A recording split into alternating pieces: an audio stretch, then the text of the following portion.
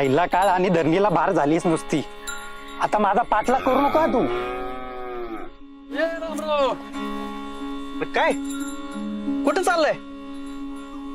आणि या असल्या दुबळ्या गाईला इतर रस्त्यात सोडून चाललायस होय?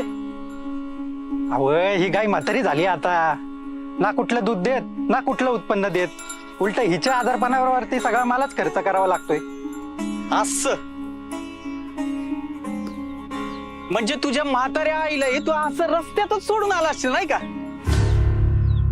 अरे काय रामराव, अरे गाईचं आपल्या आयुष्यातलं महत्व ठाऊक नाही होय? अरे गोमाता काय फक्त दूध देण्यासाठी नसते. आपल्या संस्कृतीमध्ये आपण तिला अतिशय पवित्र आणि पूजनीय मानतो. आता वसुबारस येईल, त्या दिवशी गाईला माता मानून वासरा सकट आपण तिचं पूजन करतो. अरे गाईला समृद्धी, संपन्नता आणि शेतकऱ्याच्या आयुष्यातला ऊर्जेचा स्रोत मानतो आपण. गोमातेच्या पूजनाने आपल्या आयुष्यामध्ये सुख समृद्धी येते अशी आपली धारणा आहे. आणि म्हणूनच राज्य सरकारने या वसुबारसेपासून एका नव्या अभियानाला सुरुवात केली. होय, मग राज्य सरकारने 5 महत्वाचे निर्णय घेतलेत.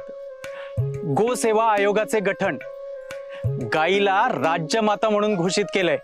गोवंशासाठी रोज 50 रुपये रोख अनुदान मिळणार आहे. जैन अल्पसंख्याक आर्थिक विकास महामंडळाची स्थापना पण झाली आहे. भगवान महावीर स्वामींच्या 2550व्या निर्वाण दिनानिमित्त मोठा सोहळा संपन्न झालाय. शुक्रवार 11 ऑक्टोबर 2024 रोजी योगी हॉल, दादर पूर्व, मुंबई इथं हा कार्यक्रम संपन्न झाला. महाराष्ट्रातल्या 12 कोटी जनता आणि 3 कोटी अबोल जीवांच्या वतीनं अभिनंदन अभिवादन सोहळा संपन्न झाला. रामराव, येत्या 28 तारखेला वसुबारस आहे. त्या दिवशी करोडो हिंदू शेतकरी गोमातेचं पूजन करणार आहेत. तू पण कर. आणि नसेल जमणार तर मला सांग, या गोमातेला मी माझ्या घरी घेऊन जाऊन तिचं पूजन करीन. नाही नाही नाही. अहो, इथं सर्व हिंदू समाज या गोमातेचा दर्जा देण्यासाठी एकत्र येत आहे. आणि मी स्वतःच्या स्वार्थासाठी या मातेला रस्त्यावर सोडून चाललो. मला क्षमा करा. येणाऱ्या वसुबारसला मी पण गाईचं पूजन करणार.